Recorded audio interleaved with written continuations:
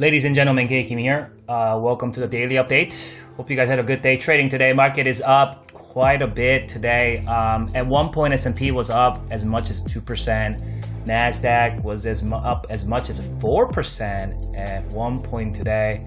They pulled back though, finished the day with the 1.6% on the S&P.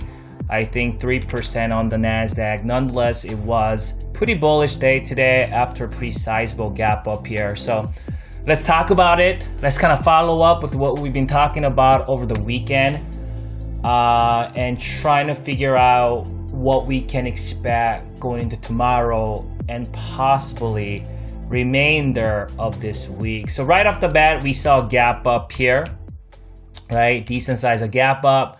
And with that gap up, you can see now buyers have opened up 1, 2, 3, 4, 5. We have a 5 up gaps that are open. Bears, well, we only got that one down gap that was opened up back in early September, right? So it looks like buyers gonna probably go up there and fill it at some point. And in that process of getting up here at 352, opened up quite a bit of gaps. And there's a good reasons why we've been following and tracking gaps this entirety of this move since the lows here at 320.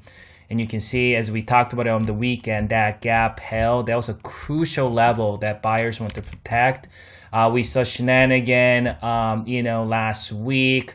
On the 6th, we saw a very abrupt plunge, and it came down, that filled that gap that was open on the 5th. That became support, and then we opened up another gap there.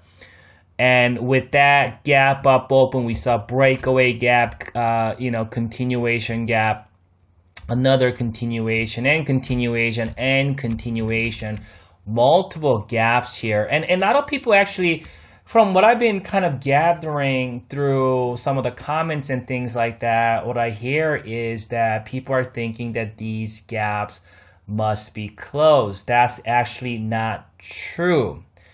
I don't want to go back. I think I've proved that point before going back to the charts, but these gaps don't have to be filled. I mean, we may get filled, couple of them, not all of them. Here, I'll just do a little quick demonstration of my statement here. And all these really light blue boxes, they all represent gaps. The green box represent island bottom gap. So if you look at it, you can see this gap never got filled, this gap never got filled, this gap never got filled, this gap never got filled, this gap never got filled. You know what I'm saying? There were some gaps here that did get filled. Couple of them here. There are a few of them. There's a gap here got filled. There are a few gaps were filled, but not all of these gaps were filled, right? Let's go back to 65-minute chart here. So as you can see, the gaps don't have to be filled.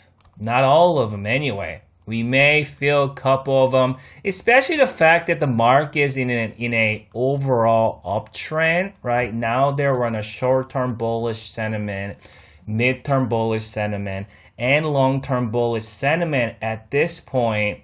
I could see possibly, filling this gap, maybe even going down here and then filling this gap. Worst case scenario, maybe fill gap at 340, but it will be very difficult at this time to fill this gap and this gap down here because they have to go through so many supports to get down there. And bears don't have anything at this point as far as the trend is concerned. If they want to do any kind of damage, it should have been here when they had lower highs. We extensively talked about this over the weekend, right? When they had lower highs, they should have continued in that fashion. They didn't do that. Buyers got up, completely demolished, neutralized that trend, and now we're in an uptrend, right? And again, in that process, opened up 5 different gaps. Because the thing about the gaps they're gonna act as support as soon as they get filled. Again, going back to using the analogy here, where back in 6th of October, right? October 6th, we saw very abrupt sell-off, right? 2% fluctuations in 2 hours. And you thought, okay, yeah, that's it. And how many bears thought that that was the start of a massive, leg lower? Guess where it found support? The gap. The gap got filled, and that acted as support. We gapped right back up. That's what I mean. 1, 2, 3, 4, 5. So every time those gap gets filled, we're gonna find support. And I think if we're in a downtrend, like an overall downtrend, I think there's a good chance, let's say we're on a downtrend, right? Like a primary downtrend, maybe even a midterm downtrend, and we're coming back down, and these are gap ups, right? There's a good chance, because the big tide is coming down. There's a good chance it's going to come down, fill the gap, bounces a little bit, come down, fill the gap, bounces a little bit, come down, fill the gap, bounces a little bit, and then in that process, open up or cultivate lower highs and lower lows, continue with this downtrend. The problem is we are in a uptrend, short term, midterm, long term. So if it comes down here and fill this gap, well, we're going to find support, and that could become that higher low and just make another higher high and fill that gap. That's why it's that much difficult to fill all of those gaps in a uptrend. If it was a downtrend, it would have been maybe easier. Here, I'll give you a good example of that here. There was uptrend here. There was a gap up here. There was a gap up here. These two up gaps got filled pretty quickly, right? But at the time, my midterm moving average was declining. We're in a lower high, lower lower situation, right? We talked about that. So you can see after a abrupt sell-up, we saw a move, and then it was already in the short term, it was already cultivating these lower highs and lower lows. Do you see it? Lower highs and lower lows, right? And then we saw that up gap and two up gaps. Those up gaps got filled very quickly, and market continued to go down, making another lower low. Why? Because we're in a downtrend. You see, we're now in an uptrend, and these up gaps will provide support.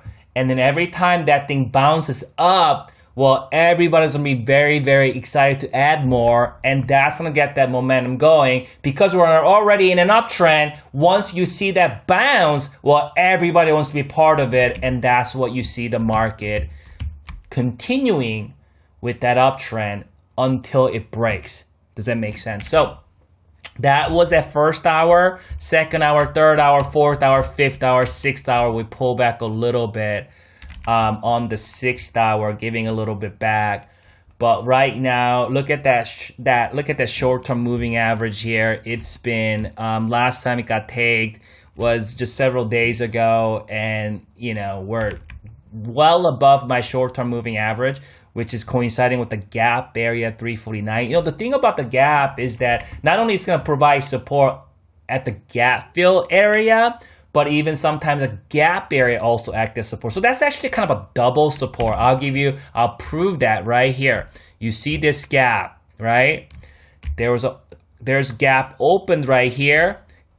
Bears came down, attempted to fill, failed. Got up, came back down. Keep in mind, this was a 2% gap down on a resistance.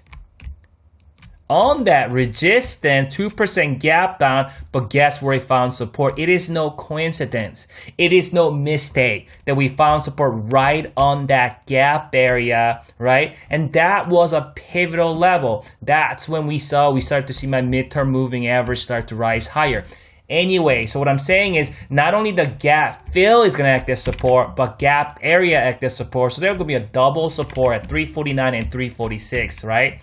So we start pulling back tomorrow, give it some gains, then 349 is the first support to look at, and then 346.60 is the next level of support. And the midterm moving average is still 339. We're quite a bit of way now. But the important part about that midterm moving average is now rising. with a pretty good angle here, and we want to continue to give benefit of the doubt to the buyers. We're not falling anymore. As you can see here, we're not falling anymore. We're rising. Not only that, my long-term moving average and my mid-term moving average, they met here. They kind of was riding it together, and they start to separate, showing us there's a lot of bullishness going into this market here. Let's check out that oscillator. That oscillator is getting into that overbought vicinity now.